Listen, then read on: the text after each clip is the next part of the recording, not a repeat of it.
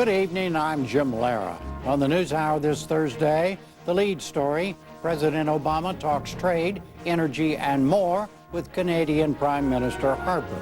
The other news of the day, including passing a budget bill in California, and then 4 takes related to the ongoing economic crises here and most everywhere. A free trade discussion key to today's Canada meeting, the story of an American manufacturer in Vietnam, a look at the success prospects for the administration's new housing plan, and a Paul Salmon conversation with the savings man. Major funding for the NewsHour with Jim Lara is provided by... The world is changing, and how we use energy today cannot be how we use it tomorrow. There is no one solution. It's not simply more oil, more renewables, or being more efficient. It's all of it. Our way of life depends on developing all forms of energy and to use less of it. It's time to put our differences aside. Will you be part of the solution? Chevron, human energy. What has made Grant Thornton a truly global accounting organization with access to resources in more than 100 countries? Is it their global capabilities, or is it their passion for how they serve their clients? Grant Thornton.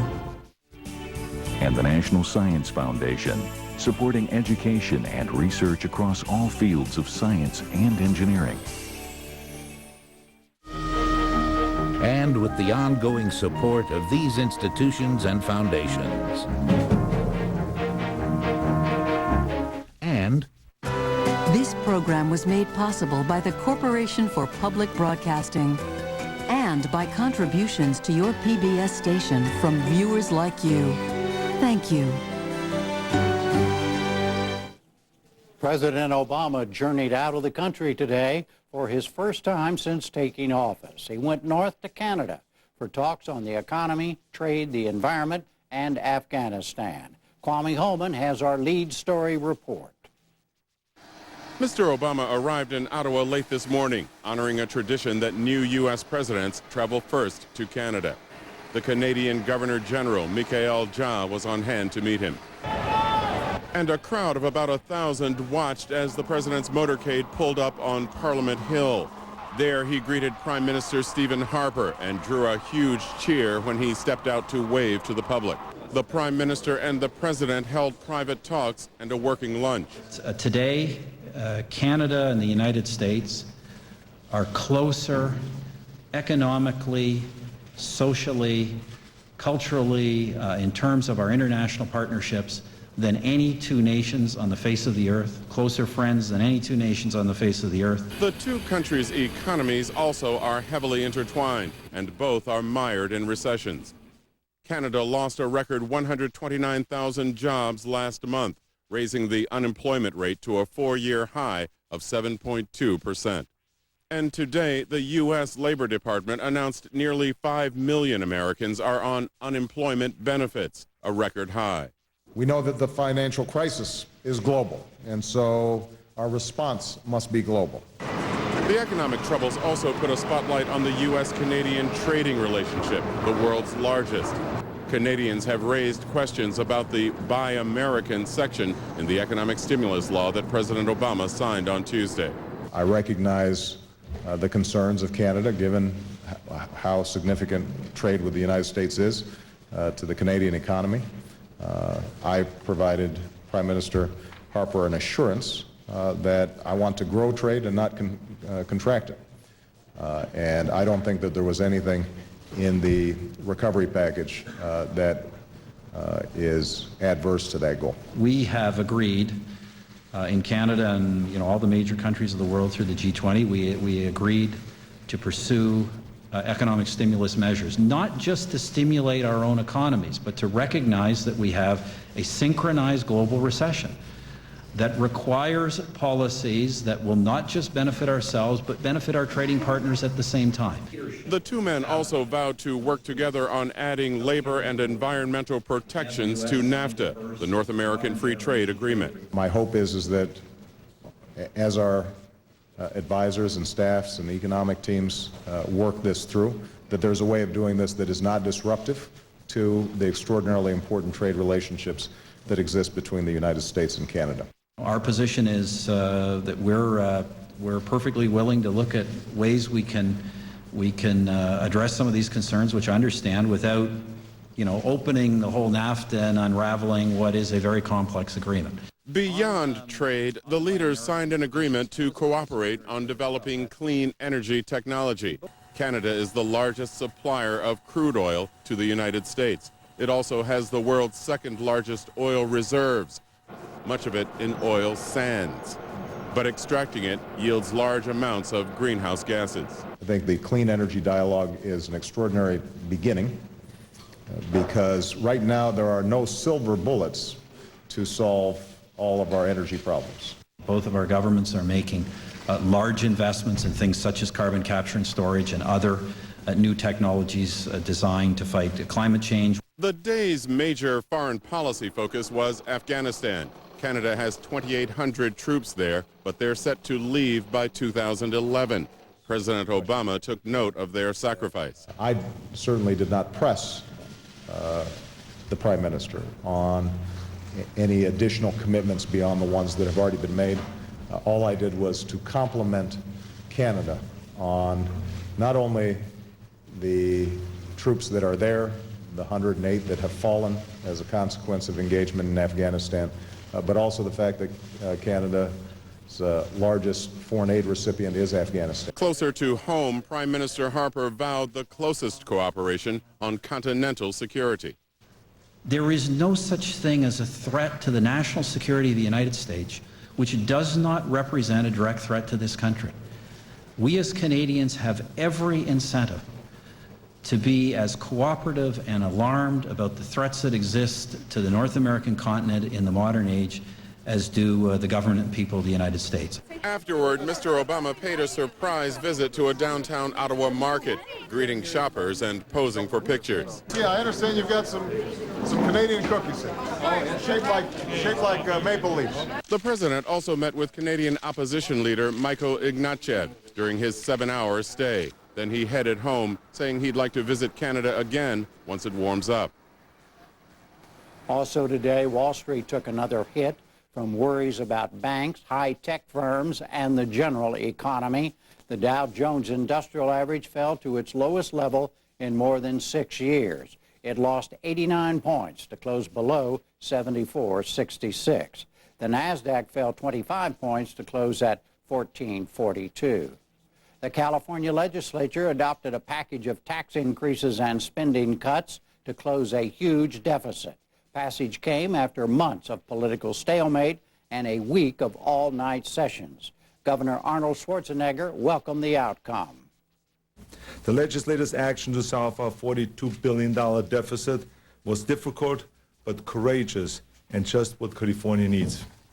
This is the perfect medicine for our ailing economy, and it will boost public confidence in California, reassure the financial community, and allow us to resume selling our bonds and rebuild our state. The budget impasse had forced furloughs of state employees and a halt to public works projects. Switzerland insisted it continues a tradition of keeping bank accounts confidential. Last night, the Swiss handed U.S. authorities the names of more than 250 American clients of UBS, Switzerland's largest bank. They're suspected of tax fraud, and the Swiss president said, as such, they are not protected. Today, the U.S. government filed a new suit for 50,000 more names. Allegations of fraud against a Texas billionaire sent shockwaves across the Caribbean and South America. Venezuela seized a bank controlled by Alan Stanford, and there was a run on deposits in Antigua. We have a report from Kimi Inzerum of Independent Television News. Once upon a time, Sir Alan Stanford was a prince, but now he's more of a pariah. Antiguans queued up today to withdraw what they could from what used to be Stanford's main bank, which is why the Antiguan government today promised to underwrite local deposits. The Eastern Caribbean Central Bank is in touch with the Bank of Antigua and the government and is currently putting in place a contingency plan. Therefore, there is no need for panic. But across Latin America, investors are starting to do exactly that. Ecuador, Peru, Panama and Colombia all suspending Stanford's banking operations. Venezuela first seizing them and then putting them up for sale. Today in the UK, the Serious Fraud Office began to look into Stanford's links here. The billionaire's books were audited by what turns out to be a family accountant with somewhat underwhelming offices in North London. They're still listed here, but in fact moved out 4 years ago. So today, the Sir Alan Stanford Trail leads us to that well-known global accountancy hub, Enfield, in North London. Specifically here, this small room, about 5 metres by 5 metres, which is where his accountancy firm was based at the time. Now, what's remarkable about this is that the authorities could possibly think that a firm of this size, no matter how brilliant, could possibly be in charge of looking over the books of a claimed $50 billion worth of global investments. And in a separate investigation in Mexico, the FBI is said to be looking at Stanford's connection with the powerful Gulf drug cartel. But last week, the authorities realized he was moving large amounts of money out of his banks and decided to act quickly. The U.S. case against Stanford involves the Securities and Exchange Commission. It alleges he carried out a fraud scheme amounting to $8 billion. Stanford has insisted he's innocent, but FBI agents formally served him with a civil complaint this afternoon. Secretary of State Clinton raised concerns about how stable North Korea is. She spoke on the way to South Korea, the latest stop in her tour around Asia. She said it's unclear who is in charge in North Korea. It's widely believed Kim Jong-il, the North Korean leader, suffered a stroke last August. Clinton said even a peaceful succession would create more uncertainty about North Korean policy. The Parliament of Kyrgyzstan endorsed a decision to close a key U.S. air base. The site is a major hub and transit point for U.S. troops and cargo entering and leaving Afghanistan. The Parliament vote was 78-1 to evict American forces from the base. The legislation now goes to the President, who is expected to sign it shortly. Still, U.S. Defense Secretary Gates said the matter remains open. He said the U.S. will consider paying more rent to keep the base. A Russian jury acquitted 3 men in the murder of a famed journalist. Anna Politkovskaya was gunned down in 2006. Her reporting targeted the regime of then-President Vladimir Putin for alleged abuses. The defendants left court in Moscow after not guilty verdicts on charges they aided in the killing. Prosecutors said they will appeal.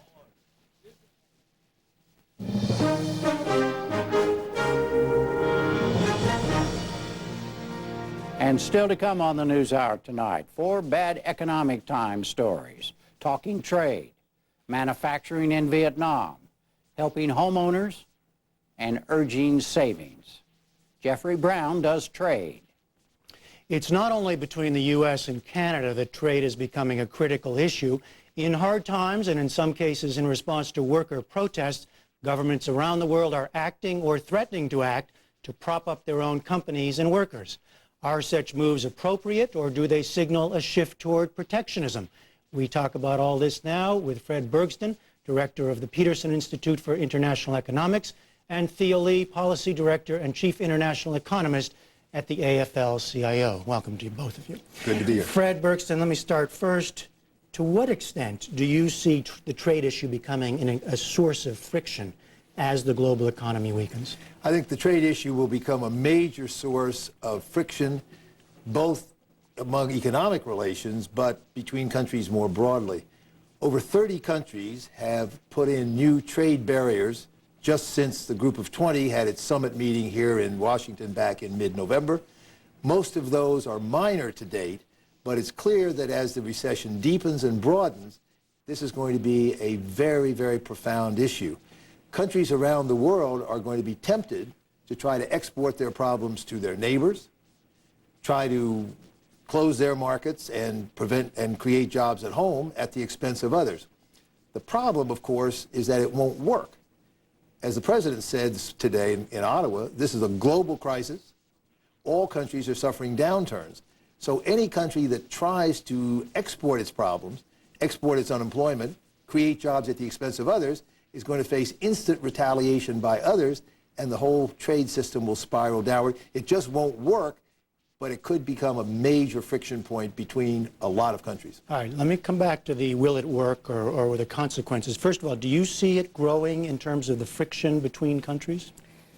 No, I mean, there's always going to be a lot of pressure, and a lot of national governments are struggling to get their own economies out of the trouble that they're in. But I think it's a little bit of a distraction, a little bit of an exaggeration, just how big a danger protectionism is. Right now, the key thing, as Fred said, is to get the global economy going again, and countries have to step up to the plate and take the appropriate measures. And I think one of the things that's missing right now is the kind of international coordination, macroeconomic coordination. But I think that the small steps that have been taken where countries are looking to protect their own workers and their own firms are very minor in the scheme of things. What's much more dangerous is if we have a prolonged global recession where countries don't take the appropriate steps to stimulate their own economies. Well, what's an example? But make this concrete. Yeah.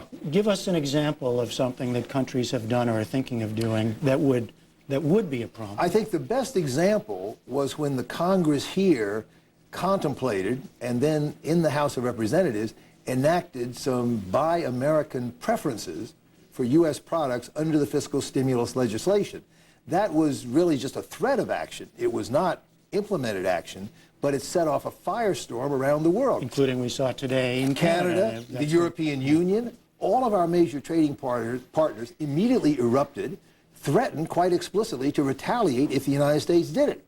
Quite appropriately then, President Obama stepped back, urged the Senate to change the language so as to be sure it was consistent with our international obligations. The Congress did that. That's the way the bill was signed.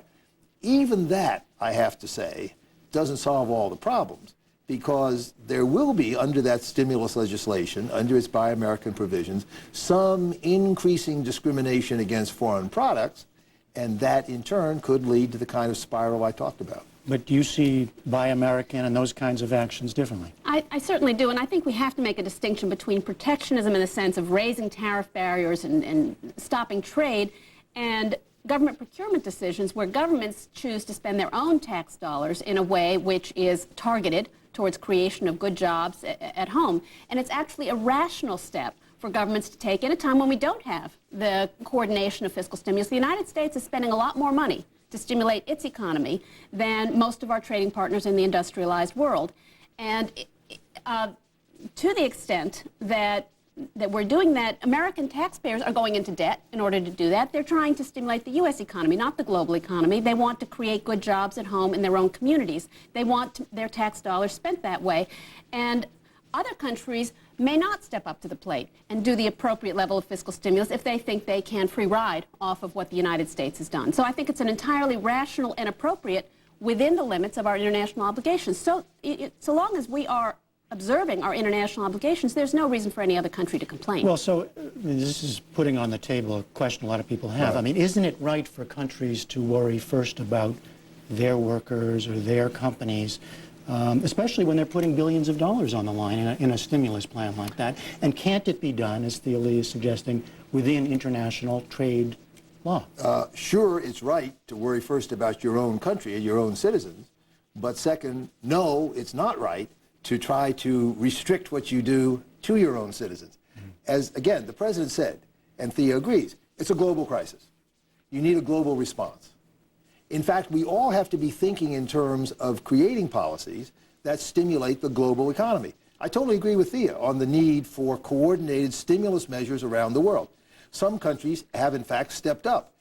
Contrary to what Thea said, there's at least one big economic power whose stimulus package to date is much bigger than our own relative to economy. That's China, it may surprise you.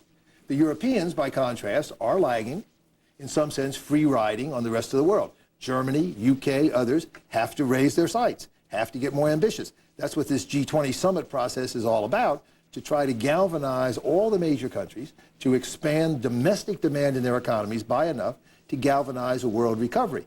But that's the way to go about it. If, by contrast, countries try to restrict the payoff from their stimulus programs to their domestic workers and their domestic economies, as I said before, it will lead to instant retaliation. No country in this environment could permit a major trading partner to get away with that.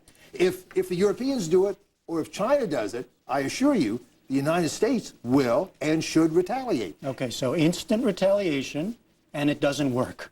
That's what well, the Fred instant Briggs is retaliation, saying. first of all, is a little bit silly. To the extent, if the United States is honoring its obligations under the WTO and NAFTA and so on, there's no reason why there would be retaliation.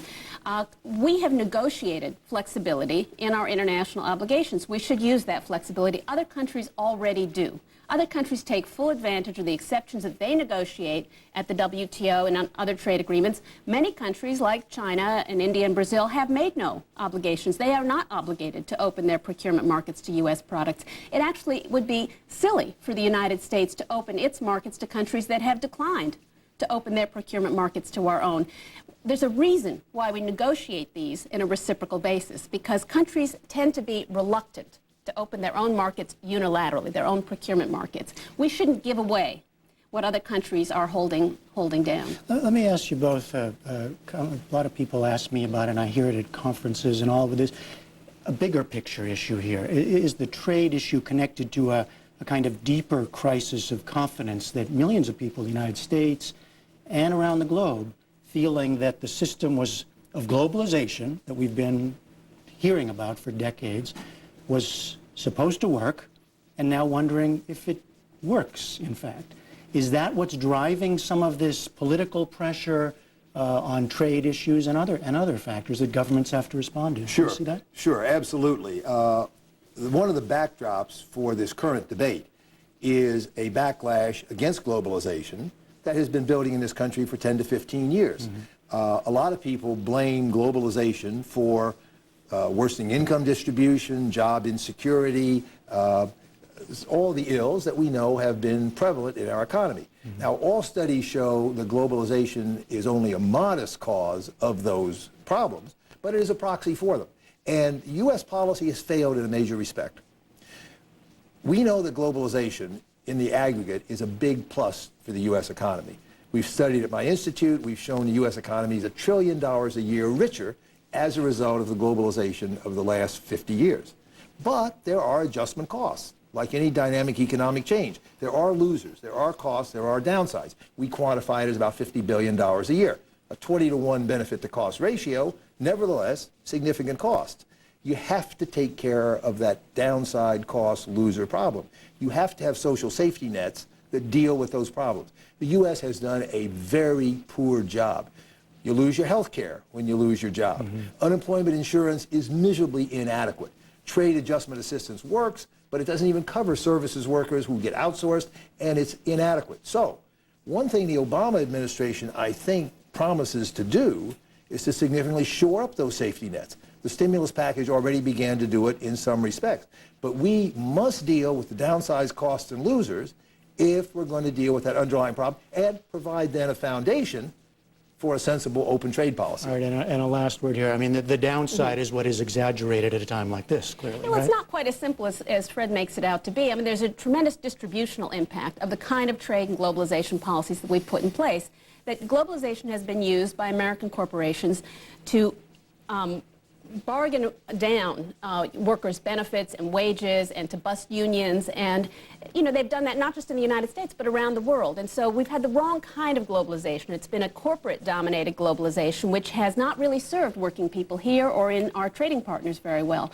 And so the impact has been that we've seen this long-term, decades-long stagnation of wages and growth of wage inequality in the United States, even as we've been in a period of tremendous economic growth, productivity growth, technological improvements, and increasing globalization. So to the extent that the benefits haven't gotten down to the average worker, to the typical worker, of course there's going to be a backlash against globalization. And of course we need to do our trade policy differently, not just throw a few crumbs to the losers. All right. We will leave it there with a lot of big questions out there. Theo Lee and Fred Bergston, thank you very much. Good to talk.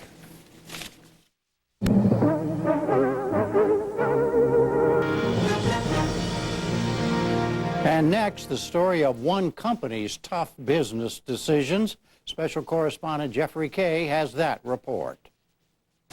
At a new factory in Vietnam owned by the American underwear company Hanes Brands, workers are turning out men's briefs to be sold in the United States. This plant in Hue in central Vietnam is one of the firm's 5 new Asia factories. 2 in Vietnam, 2 in Thailand, and 1 in China. Hanes Brand's Asia facilities, opened in the past 2.5 years, employ about 6,000 people. Vietnam has, a good labor force, good labor cost, good infrastructure, good energy cost, and it is convenient for our fabric location in China. Javier Chacon is Hanes Brand's vice president for Asian apparel operations. And the average wage here is what? The average, in general, in our location, the current annual, the current monthly take-home is about $80. But that's the average. It might go higher, depending on the productivity. The pay is $30 a month more than the country's legal minimum. It's a 6-day, 48-hour work week. Employees get free lunches, but cannot legally join a union that's not approved by the Communist Party. Since 1987, Vietnam has been shifting to a mixed market system, undertaking what it calls economic renovation. It encourages private and foreign investment by offering low taxes and low wages. Some 10,000 overseas businesses have pumped in about $40 billion worth of investments, mostly in manufacturing. At Vietnam's Foreign Investment Agency, official Boy Quoc Chung says the country is on track to become an industrial nation by the year 2020. Vietnam is very attractive environment. The investments are making a difference in people's lives. At Hanes Brand's factory in Hue, 50% of the workers previously worked on farms, making subsistence wages. Sewing operator Trung Thi Minang is 18 years old. 2 years ago, her family sent her from their rural home just outside Hue to work as a seamstress in Ho Chi Minh City, once known as Saigon in the south. She sent all the money she earned back home. She returned when Hanes Brands opened. It was difficult in the South working such long hours, from 6 or 7 in the morning until 6 or 8 at night. Now I feel more comfortable working only 8 hours a day. Tran lives with her parents and her brother. They have running water for drinking and use well water for washing. Primitive by American standards, but Tran's father, a 45-year-old construction worker, says the local economy is improving. It's clear, he said, people have income and buy more things. More people have better things to sell. Even with the global downturn, Vietnam's economic growth continues, although its pace has slowed.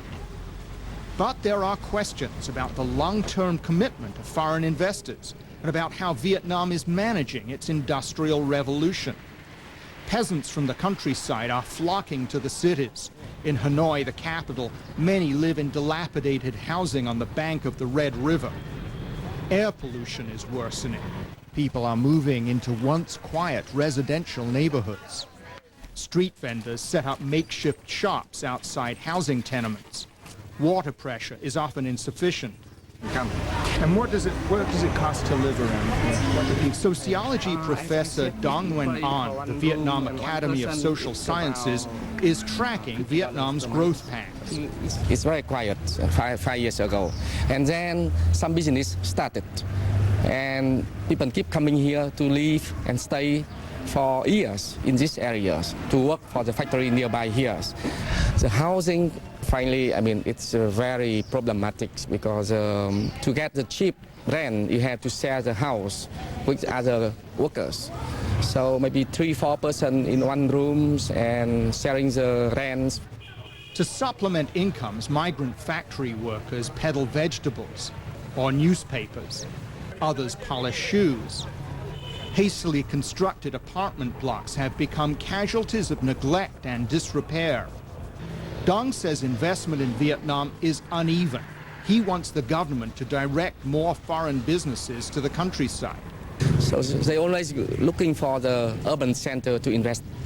So that's the problem of the patterns of investment in Vietnam.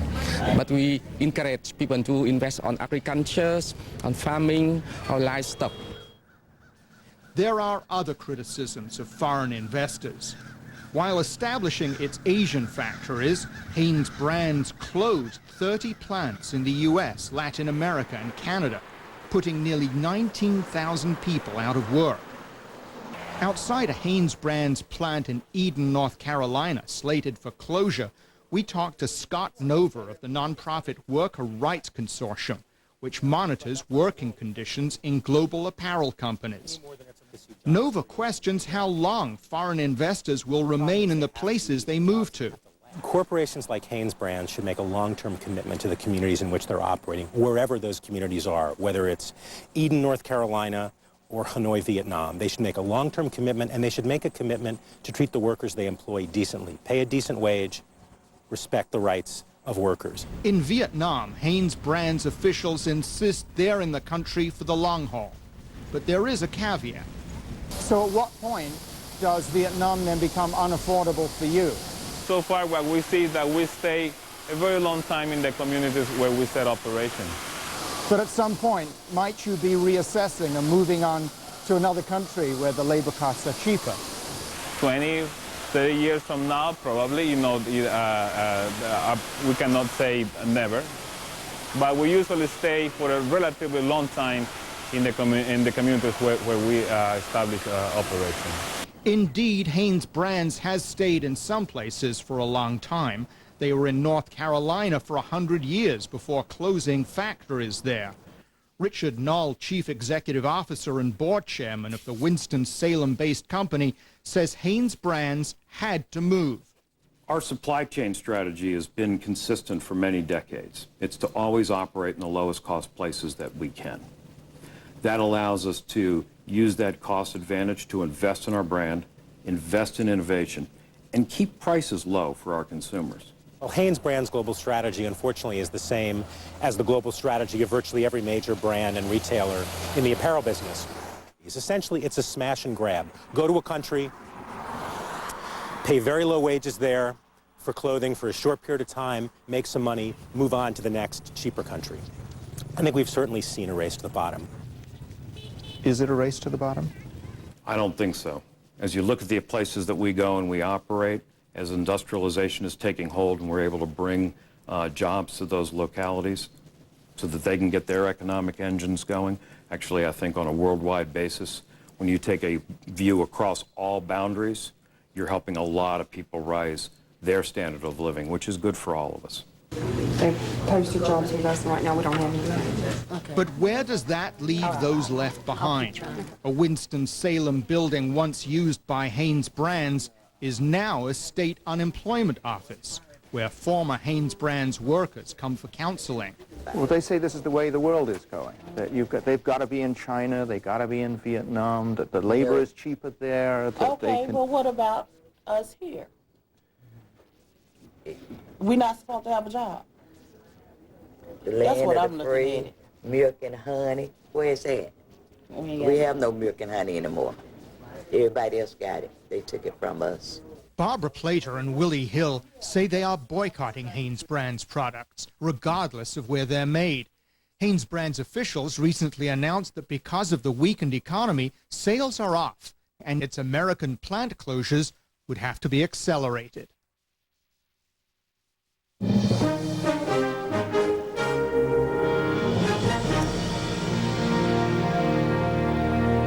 And to the global economy, take three. Reaction in the U.S. to the president's home foreclosures plan. Judy Woodruff is in charge.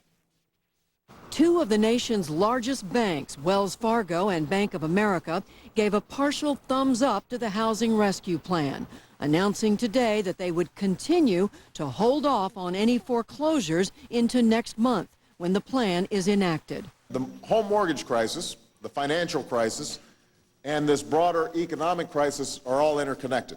We can't successfully address any one of them without addressing them all. The president's plan announced yesterday is a sort of shock therapy for the deepening recession, aimed directly at the housing crisis. Almost 1 in 10 homeowners were late on mortgage payments last year.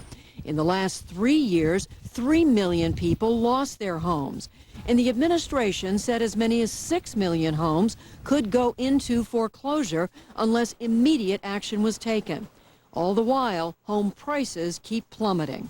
The plan I'm announcing focuses on rescuing families who played by the rules and acted responsibly by refinancing loans for millions of families in traditional mortgages who are underwater or close to it. The key measures of the plan include $75 billion to keep 3 to 4 million at-risk homeowners out of foreclosure. This would include cash incentives to lenders if they lower payments. The lender would agree to set payments at no more than 38% of a borrower's income. The government would then share the cost and lower the payments further to 31% of income. Banking chiefs like Jamie Dimon of J.P. Morgan Chase reacted positively. I think the plan is really elegantly done and really well designed. We think it'll be a very successful program. The plan also helps the 4 to 5 million homeowners with little equity in their homes refinance to cheaper mortgages. But many of the estimated 14 million other people who are in worse shape, underwater, meaning they owe more than their home is worth, are left out of this plan. Russell Stearns of Washington State was underwater and drowning. He took a $300,000 loss selling his home to avoid foreclosure. It is a big mess. I don't see a solution for it. I definitely don't see how throwing money at the problem is going to help. Regardless, more money is coming. Fannie Mae and Freddie Mac will get an additional $200 billion, doubling the government's commitment to them to increase credit availability. That's got some in Congress upset, asking why Fannie and Freddie should be getting more taxpayer money. And some of Mr. Obama's plan will require congressional approval. He's seeking legislation that will allow bankruptcy judges to modify mortgages for owners in trouble. Many bankers say this housing rescue is incomplete and not broad enough. But FDIC Chairwoman Sheila Bair said the plan will have a big impact and soon. There will still be some borrowers who lose their home to foreclosure. Some of that will be inevitable, but this should have a significant reduction in the foreclosure rate, bringing it more in line to historical levels and decreasing the unnecessary foreclosures, which are putting artificial downward pressure on home prices, which is hurting everybody. Meanwhile, 10,000 Americans slip closer to foreclosure every day. For more, we get two perspectives now. John Corson is the president and CEO of the Mortgage Bankers Association. And Ellen Harnick is senior policy counsel for the Center for Responsible Lending, a consumer advocacy group. Thank you both for being with us. Ellen Corson, I'm going to turn to you first. Overall, in brief, what do you think of this plan? I think overall it's a very good plan. It's smart, it's practical, and it addresses some of the problems that we've been hearing bankers and servicers express as reasons why they haven't been able to turn these loans that are failing into loans that would be sustainable. John Corson, speaking for the mortgage bankers, what do you think of this plan in brief? Well, we do, Judy, commend the administration for the plan and its efforts to refinance and modify loans. Actually, I think it's a solid step to returning stability to home prices and allowing our citizens to stay in their homes. So we think it's a solid plan.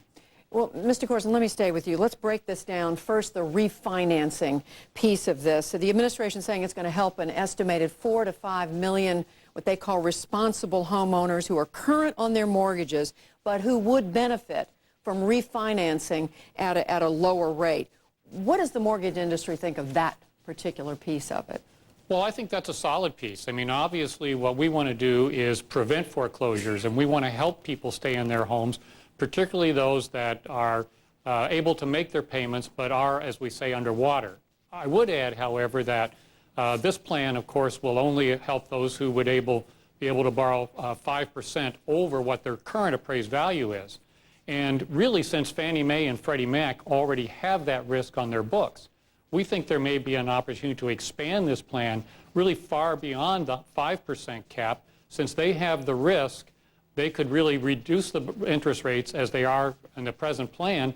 And there's a precedent for this under the Federal Housing Administration. They have what's called a streamlined refinance, where they are willing, since they already have the risk of the insurance, to go ahead and offer lower payments to a much wider band of borrowers than those would be covered by the present restriction of 5% over the appraised value. But even without that expansion, do you think this part of the plan will work? Oh, sure it will work. I mean, it has been proven to work under other programs too. And what we're trying to do, obviously, and we applaud, is get borrowers into current interest rate loans where, in fact, the fact that they are underwater, that they are incented to keep those houses, able to make those payments, and stabilize values in their neighborhoods. What about Ellen Harnick, to you first, or second, I should say, on this piece of it, the so-called refinancing piece. What's your take on it, and do you agree with Mr. Corson that it really should be expanded? Well, I think it's a very good piece. I think it addresses a problem that we're seeing in the way that the crisis has changed. The crisis started actually with these very tricky mortgages that had confusing terms and some of their costs were obscured. And as those mortgages started to fail, we saw foreclosures rise. What we've seen now is that the housing market has been so impaired and the credit market so impaired as well that borrowers who got loans that were not tricky, 30-year fixed-rate loans that were held by Fannie Mae and Freddie Mac, they're now at risk of foreclosure for reasons having to do with the general economic crisis. And so I think this part of the program is aimed at helping those people to avoid foreclosure so that the foreclosure problem does not deepen. So I think that is an excellent part of the plan. I think what's also key is the part I suppose we'll come to next, which is dealing with the people who are immediately at risk of foreclosure. And I do want to bring us now to that, P. This is a group, the administration saying roughly 3 to 4 million people who are seriously at risk, where the loan balance they have is well over the value of the house. Now this, Mr. Corson, creates cash incentives for the lenders to modify down the terms of the loan. What does the mortgage industry think of this? Is this something that's going to work? I think it will work. I think it's very helpful, as a matter of fact. It really aligns the interest of lenders and the interest of borrowers. There's also incentives, obviously, for borrowers who need modifications to take advantage of this plan. And when you look at the 31% debt-to-income ratio and bringing those people back in to where they, in fact, can afford to make those payments, again, is an excellent alignment of the interest. The industry has worked diligently to modify loans. It's not like this is going to be the first time or the first incentive they've had, but clearly the incentive is there, and in addition, they have an incentive, as does the borrower, to make sure that the modification works. There are incentives for the borrowers to continue to make their payments once their loan is modified. But help us understand why, if these modifications or improving the terms is already happening, why are these incentives necessary? Well, this incentive is necessary because what you're doing now is you're getting additional loans and a sharing. I mean, there is a sharing here of the government pushing loan-to-value ratios or loan-to-value debt-to-income ratios down to 31% and a sharing. And that's a low level. That's the level, in fact, that was going to truly be very important to assisting these borrowers to have affordable payments over the next 5 years. Ellen Harnick, what about this, P, the fact that the banks are being offered incentives to give people more favorable terms? I think it's important to note the role of these companies that are called servicers. Servicers step into play when a loan has been sold to investors. And in that case, a loan is held by hundreds of investors around the world, and so the borrower is not dealing with a lender when they run into trouble. They're dealing with this company called the servicer that has to manage the loan. And the problem that the servicers have been having is that they have mixed incentives when it comes to modifying these loans. So for example, if a servicer allows a loan to go into foreclosure, the servicer gets reimbursed for all its costs of foreclosing, which are substantial. Under the current arrangements, if the servicer tries to modify the loan, which is a lot less expensive than foreclosing but has a cost, currently the servicer is not reimbursed for this. And so there's a disincentive now. There's a disincentive. So does this undo that? Well, it does, effectively? Because the plan would provide a payment to servicers for each loan that they modify. That's one piece. A second piece is in most cases, loans are falling into foreclosure at a much higher rate than the modifications. Credit Suisse had a study that showed 3% of 90-day delinquent loans got a modification, and many of those modifications didn't lower the monthly payments but increased them. And so a key piece of this plan is it will set a guideline about what kind of modification will qualify. And it's going to be important to lower the payments so that the loan is sustainable. And you think that'll be done? Well, I think there's a very good likelihood that it will be done. I mean, we will be watching to see if the servicers do take up these incentives. But I think we have the Mortgage Bankers Association, we have John Corson saying he thinks it's a good plan. And I think that that's a good indication of where we hope the servicing industry will be. Mr. Corson, what about the millions of other homeowners who are also underwater but are just not as bad off as this second group that we've described? How do you, I mean, do you defend the dividing line that was drawn here by the administration? Well, you have to, I mean, it's clear you have to draw a line. I mean, there is only so much that obviously we can do and we can help. This line is very broad. As I've said before, however, I think that the line can be expanded. I think we can expand the line and those who are available for the refinance piece. And frankly, as Ellen said, on this piece, the modification piece, there is still a segment of borrowers whose loans are in securities that are private label securities that will still have trouble taking advantage of this modification because the servicers are dealing under contractual arrangements with the investors and are limited to what they can do for those borrowers. And so one of the things that we have talked about as an association and our members is some sort of a safe harbor so that our servicers can get to those borrowers inside those securities and modify them without the fear of litigation. That's a very important piece, and we need to work aggressively to achieve that goal to include even more. So I think it would be more expansive on both sides. Okay, so just to translate that in layperson's terms, sure. Ellen, are you saying, is that something that your organization would go along with? We're very sympathetic to that view. So just to spell it out, these servicers are in a bind because they represent a bunch of investors who have different interests. And so you'll have a situation where everyone agrees that foreclosing will yield much less than a sustainable modification. But some investors will do better if you structure a modification one way, and other investors would prefer it another way. And so it's important to create some sort of way of giving servicers comfort that they won't be sued. So it sounds like there's still some pieces of this that have to be worked out. And we're going to be looking for more details. The administration will be rolling out more information, I guess, 2 weeks from now. All right, I want to thank you both, Ellen Harnick and John Corson. Thank you very much. Thank you, Judy. Thank you.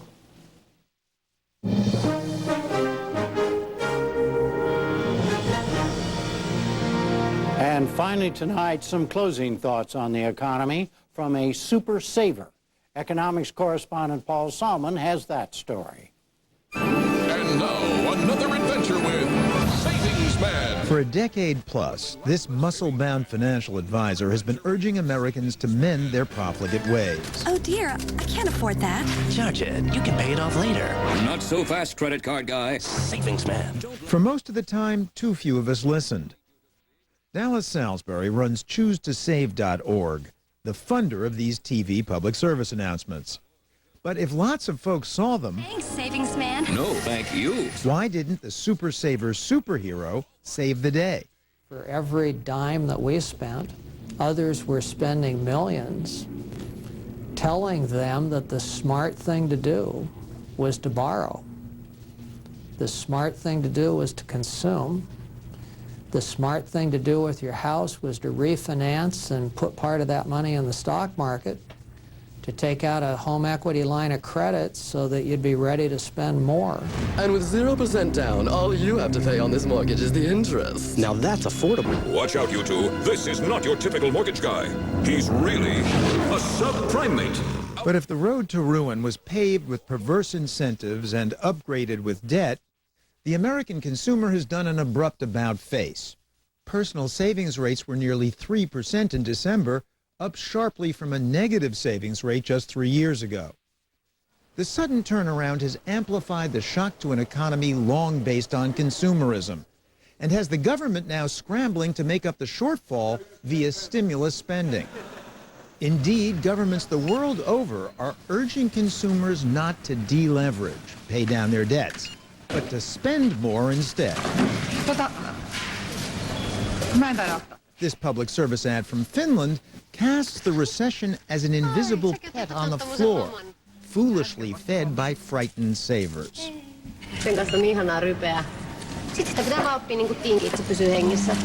But Dallas Salisbury is a voice of dissent. It's about time we saved, he says. If not now, when? Saving aggressively is probably at the individual level and the household level more clearly important and necessary than at any time in the last several decades. But do you feel a touch unpatriotic? I mean, the advice you're giving people could undermine the U.S. economy. I don't think it'll undermine it. I personally think that if we will spend another 5, 10, 15 years deleveraging, we might actually get back to where individual real incomes start to go up again, and to where people are able to save and spend money on real things as opposed to spending so much money sending it to some financial institution in the form of interest payments. I'm guessing here, but I think a lot of people in our audience listening will say, 15 years? We have to wait? This guy's got to be crazy. Individuals want to feel like all this is going to turn around quickly.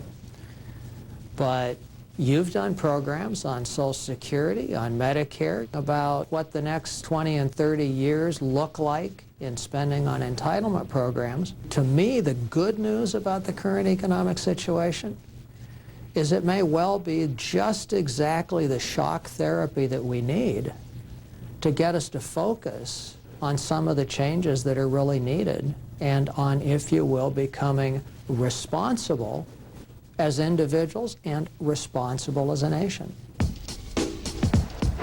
Savings Man here with a story for you about two young spenders. Whereas up to now, no matter how Savings Man tried to get his message across, it fell on deaf ears. As they grew older, they spent all their pay on fancy cars, houses, 2 lattes a day. They lived in the moment, never saving a dime. When they tried to retire, they'd run out of time. How many years do you expect before we get back to the level of prosperity we were enjoying?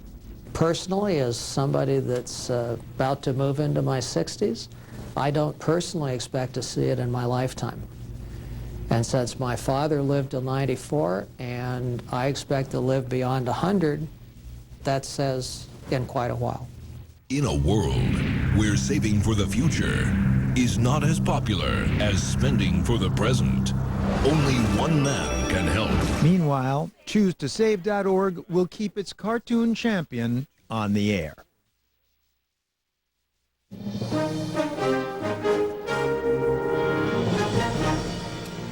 And again, the major developments of this day. President Obama journeyed to Canada on his first foreign visit since taking office. He held talks on the economy, trade, and the environment. The Dow Jones Industrial Average finished at its lowest in more than 6 years, below 74.66. The California legislature adopted a package of tax increases and spending cuts to close a huge budget deficit, and several Latin American nations seized banks or froze deposits at institutions tied to Texas billionaire Alan Stanford. He faces allegations of fraud in the United States.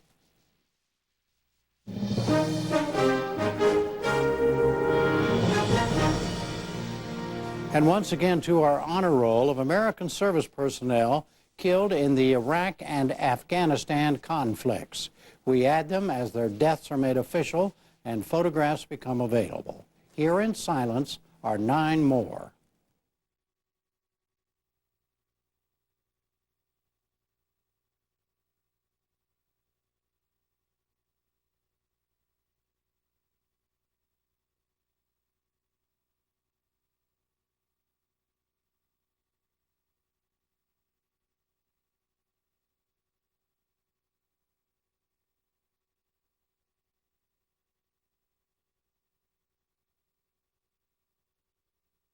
The customer outside, pulled out a knife and slashed his tires. No word yet if he lost his job or if that customer ever got his coffee. I'm sure that worker's going to be busy with some court dates ahead. So he's got grounds for a lawsuit. Oh.